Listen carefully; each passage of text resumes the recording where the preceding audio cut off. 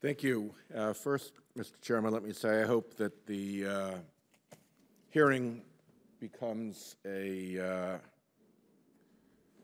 encouragement for the bill that you and I have worked on, the Carbon Capture, Utilization, and Storage Act. I think that there is significant technological opportunity to be achieved in that space, but it's rather hard to achieve technological opportunity in a space in which there's no value proposition to the investor. And as long as there's no price on carbon, the corollary of that is that there's no benefit to low carbon. So it gets really hard to find a way to achieve revenues for offering a carbon capture technology. There have been some grants that have allowed experimental projects to proceed. And where you're near an oil field, there is, like up in Saskatchewan, the ability to try to find a revenue stream from pressurizing the oil field, but not every coal plant is located geographically near an oil field where that revenue stream is even a possibility. So I think we've got the opportunity in this bill to at least create a window of a revenue stream to support that, and I hope we'll continue to move forward with that bipartisan legislation. As long as we have you here, Mr. Eisenberg, could you tell me what the position is of the National Association of Manufacturers on climate change? I haven't been able to find anything on your website since the 2009 statement of like the 80 different hurdles that any legislation or program would have to pass before you could support it, some of which didn't even seem consistent with one another. Is there a current position since 2009, Absolutely. and what is it? Absolutely, and I will direct you to the part of the website that does state it. We believe that we should be acting on climate, period. Manufacturers are increasingly doing it, across the board.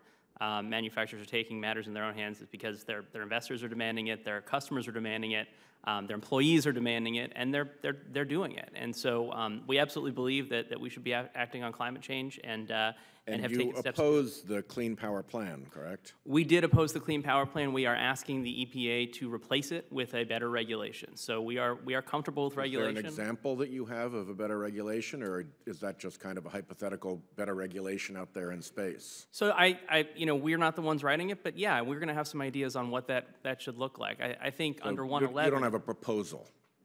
So we have not put forward our proposal yet. In some of the Clean Power Plan comments, we did actually submit plenty of suggestions on how they could sort of fix that proposal. We frankly 150 pages of suggestions. Some of them were taken, some of them were not. But yeah, there's things you could do within the confines of 111 that I think would probably hold up under law and would be effective in reducing emissions. Our concern on that, quite frankly, was not just the power sector, but the sort of follow-on effect, since that is a precursor to rules on the industrial sector as well. I guess I would just close by saying I'm glad that you are, as an organization, supporting taking action on climate change. I gather you wouldn't support that if you didn't concede that this is a real problem that America needs to address. I gave remarks a little while ago on the Senate floor about some of our universities that seem to agree very strongly on this, and I'd pick out particularly, because their states are here today, represented today, the University of Wyoming and the University of West Virginia. The University of Wyoming Center for Environmental Hydrology and Geophysics says many of the most pressing issues facing the Western United States hinge on the fate and transport of water and its response to diverse disturbances, including climate change. University of Wyoming scientists publish articles on the effects of projected climate change on forest fires, sustainability. The University of Wyoming awards grants to study the effects of climate change on pollinators, on water flow, on beaver habitat, on whitebark pine growth. All of this work is going on, I think, in good faith and recognizing that climate change is very serious. In West Virginia, The Mountain Hydrology Laboratory tells us that climate change has important implications for management of freshwater resources, that the Highlands region and the Central Appalachian Mountains is expected to wet up, that as warmer air, which carries more moisture, leads to what West Virginia University is calling the intensification of the water cycle, which is a nice way of saying storms and floods. That laboratory warns that the implications of this intensification are immense. And indeed, West Virginia University's climate scientist, Professor Hessel, was recognized by West Virginia University as West Virginia University's Benedum Distinguished Scholar.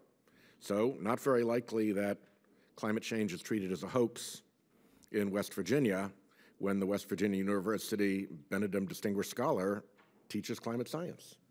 Thank you very much.